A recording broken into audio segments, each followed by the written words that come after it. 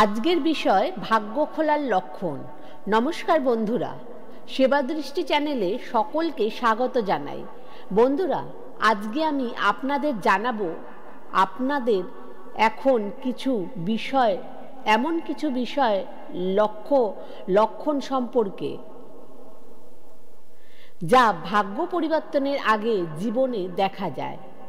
কৃষ্ণবাণীতে এই লক্ষণগুলি খুব গভীরভাবে ব্যাখ্যা করা হয়েছে। তাই বন্ধুরা, আমার কথাগুলো প্রথম থেকে শেষ পর্যন্ত শুনুন, শুনে নিজেকে অনুপ্রাণিত করুন। আমার কথাগুলো শুনে ভালো লাগলে অবশ্যই চ্যানেলটিকে সাবস্ক্রাইব করুন এবং বেল বাটন প্রেস করুন, যাতে এরকম নতুন নতুন তথ্যকথার নোটিফিকেশান পেতে। আর আমার কথাগুলো শুনে ভালো লাগলে অবশ্যই একটা লাইক করুন এবং শেয়ার করুন, যাতে আমার কথাগুলো শুনে আরও অনেকে উপকৃত হন। আর কমেন্টে জয় শ্রীকৃষ্ণ, রাধে রাধে লিখতে ভুলবেন না। বন্ধুরা, আজকের বিষয় জানতে পারবেন একটা ছোট্ট ঘটনার মাধ্যমে। একদা বৃন্দাবনে বাস করতেন এক পরম কৃষ্ণ ভক্ত, এক কৃষক। তার নাম ছিল ধনঞ্জয়। সে খুব ধার্মিক ও পরিশ্রমিক মানুষ ছিলেন, কিন্তু ভাগ্যের কারণে তার জীবন ছিল দুঃখ কষ্টে ভরাক্রান্ত। তার জমি থাকলেও তার জমিতে কোনো ফসল ফলতো না। তার প্রতিদিনকার খাবার জোগাড় করাই ছিল তার জীবনের একটা বড় চ্যালেঞ্জ। তাও ধনঞ্জয় বিশ্বাস করতেন যে স্বয়ং শ্রীকৃষ্ণ একদিন তার ভাগ্য বদলাবে। একদিন ধনঞ্জয়ের সংসারে খাবারের জন্য শেষ দানাটুকুও ফুরিয়ে গেল। এতে তিনি হতাশ ও ভরাক্রান্ত মন নিয়ে যমুনার ধারে বসে কৃষ্ণের প্রার্থনা করতে লাগলেন যে, হে প্রভু, আপনি তো জানেন আমার অবস্থা, আমি আর পাচ্ছি না।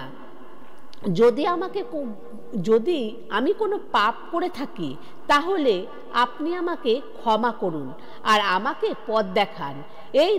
সেই রাত্রেই ধনঞ্জয় স্বপ্নে স্বয়ং শ্রীকৃষ্ণকে দেখতে পেলেন।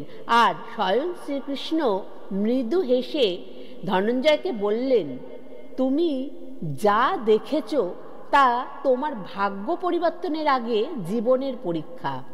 এই সময় ধৈর্য আর বিশ্বাস ধরে রাখো। আগামীকাল তোমার জীবনে এক অলৌকিক ঘটনা ঘটবে। পরের দিন ধনঞ্জয় সকালে উঠে দেখলেন অচেনা এক বৃদ্ধ ব্যক্তি তার দরজায় দাঁড়িয়ে আছেন এবং বৃদ্ধ বললেন, পথ হারিয়ে এখানে চলে এসেছি। আর বললেন, খুব ক্লান্ত বাবা, একটু আশ্রয় দেবে? ধনঞ্জয় তার ছোট্ট বাড়িতে সে বৃদ্ধকে সাদরে গ্রহণ করলেন। আর বাড়িতে কিছু না থাকলেও যমুনার জল আর কিছু শাকপাতা তুলে জোগাড় করে সেটি রান্না করে বৃদ্ধকে খাওয়ালেন। বৃদ্ধ খেয়ে বললেন, তোমার এই আতিথেয়তার জন্য খুব মুগ্ধ আমি ও খুব কৃতজ্ঞ। আমি একজন যোগী। আমি তোমার ভাগ্য বদলানোর জন্য প্রার্থনা করব ভগবানের কাছে। যোগী বৃদ্ধ তার ঝোলা থেকে একটা ছোট্ট পুটুলি বের করে ধনঞ্জয়কে দিলেন এবং বললেন, এটি একটি অলৌকিক বীজ। এটি তোমার জমিতে রোপণ করো। এতে ফসল ফলবে এবং তোমার কষ্টও দূর হবে। ধনঞ্জয় আনন্দে আপ্লুত হয়ে তার জমিতে সেই বীজ রোপণ করলেন। কিছুদিন পর সেই বীজ থেকে এক ফলবান গাছ গজালো, যার ফল ছিল স্বপ্নের মতো। সেই গাছ থেকে ধনঞ্জয়ের জীবন বদলে গেল। তিনি গ্রামে দান ধ্যান শুরু করলেন এবং সবাইকে সাহায্য করলেন। একজন প্রিয় মানুষ হয়ে উঠলেন ধনঞ্জয় তখন বুঝতে পারলেন ভাগ্য পরিবর্তনের আগে অনেক বাধা আর সংকট আসে, যার আসল হলো বিশ্বাস আর ধৈর্যের পরীক্ষা। শ্রীকৃষ্ণের আশীর্বাদে তিনি সেই পরীক্ষায় উত্তীর্ণ হয়েছিলেন। তার জীবনের এই গল্প আমাদের সবাইকে একটা বড় শিক্ষা দিয়ে যায় যে বিপদের সময় ধৈর্য আর বিশ্বাসের পরীক্ষা। শ্রীকৃষ্ণের আশীর্বাদে তিনি সেই পরীক্ষা উত্তীর্ণ হয়েছিলেন। আর বিপদের সময় ধৈর্য আর বিশ্বাস রাখলে শ্রীকৃষ্ণ স্বয়ং আমাদের জীবনে ঠিক বদলে দেয়। বন্ধুরা, আজকে আমাদের মূল পর্বে প্রবেশ করা যাক। আমাদের ভাগ্য পরিবর্তনের আগে যেসব লক্ষণগুলো আমাদের জীবনে দেখা যায় সেগুলো হলো, প্রথম হলো মনের অশান্তি কমে যাওয়া। যখন আমাদের ভাগ্য পরিবর্তন হয় তখন আমাদের মনে যত অশান্তি থাকে ধীরে ধীরে তা কমে যেতে থাকে এবং আপনার মনে এক আধ্যাত্মিক শক্তির অনুভব হবে। এটি কৃষ্ণবাণীতে এক উল্লেখযোগ্য সংকেত। বন্ধুরা, এটিও একটা ছোট্ট ঘটনার দ্বারা আলোচনা করা যাক। গোকুলের একটা ছোট্ট গ্রামে বাস করতেন মাধবী নামে এক মেয়ে। তার জীবন ছিল দুঃখ কষ্টে ভরা। স্বামী পরলোক গমন করেছিলেন, তার কোনো সন্তানও ছিল না। সমাজের চাপ তাকে প্রতিদিন দগ্ধ করছিল। তবুও মাধবী কৃষ্ণের উপর অগাধ বিশ্বাস ছিল এবং কৃষ্ণকে প্রতি ভোরবেলায় যমুনার ধারে গিয়ে কৃষ্ণের নাম জপ করতেন। গ্রামের লোকেরা তাকে প্রায় এই নিয়ে বিদ্রূপ করত আর বলতো, তোমার কৃষ্ণ কি তোমার কিছু করলো? এত বছর ধরে তো তাকে ডাকছো, তোমার তো কিছুই কষ্ট কমছে না।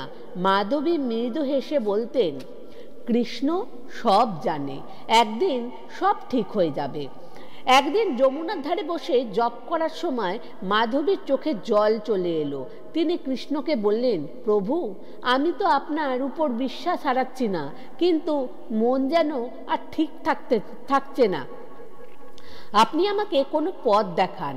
তখনই মাধবীর সামনে একজন অচেনা সাধু এসে দাঁড়ালেন এবং বললেন, মা, আমি অনেক দূর থেকে এসেছি, পথ হারিয়ে এই জায়গায় পৌঁছেছি।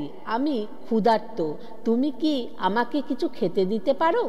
মাধবীর গৃহে সামান্য কিছু যা ছিল তা তিনি নিয়ে এসে তাকে দিলেন এবং বললেন, আমার ঘরে মুড়ি আর এক মুঠো ডাল ছাড়া ডালই আছে, আমি আপনাকে সেটাই দিতে পারি। সাধু খেয়ে সন্তুষ্ট হয়ে বললেন, তোমার দান অমূল্য। শ্রীকৃষ্ণ তোমার প্রার্থনা শুনেছেন, এবার তোমার জীবন বদলাবে। এর পরের দিন থেকে মাধবী দেখতে পেলেন তার মন ধীরে ধীরে শান্ত হয়ে যাচ্ছে। গ্রামের লোকেরা তাকে আর বিদ্রূপ করে না, বরং তাকে সাহায্য করার জন্য এগিয়ে আসে। তার ক্ষুদ্র গাছগুলিতে ফসল ভালো হতে শুরু করলো। অল্প সময় তার জমিতে ফসলে ভরে গেল। তখন তিনি বুঝতে পারলেন ভাগ্য পরিবর্তন শুরু হয় মনের শান্তি দিয়ে। যখন তিনি কৃষ্ণের উপরে সমস্ত ভার ছেড়ে দিয়েছিলেন তখন শ্রীকৃষ্ণ স্বয়ং তার জীবনের শান্তি ও সমৃদ্ধি ফিরিয়ে দিয়েছেন। মাধবী বুঝতে পারলেন যখন আমরা প্রভুর কাছে নিজেকে সমর্পণ করি তখনই প্রভু তার আশীর্বাদ আমাদের উপরে ফেলে, তাই আমাদের মন শান্ত হয়ে যায়। আর দ্বিতীয় লক্ষণটি হলো আশা ও আত্মবিশ্বাসের উত্থান।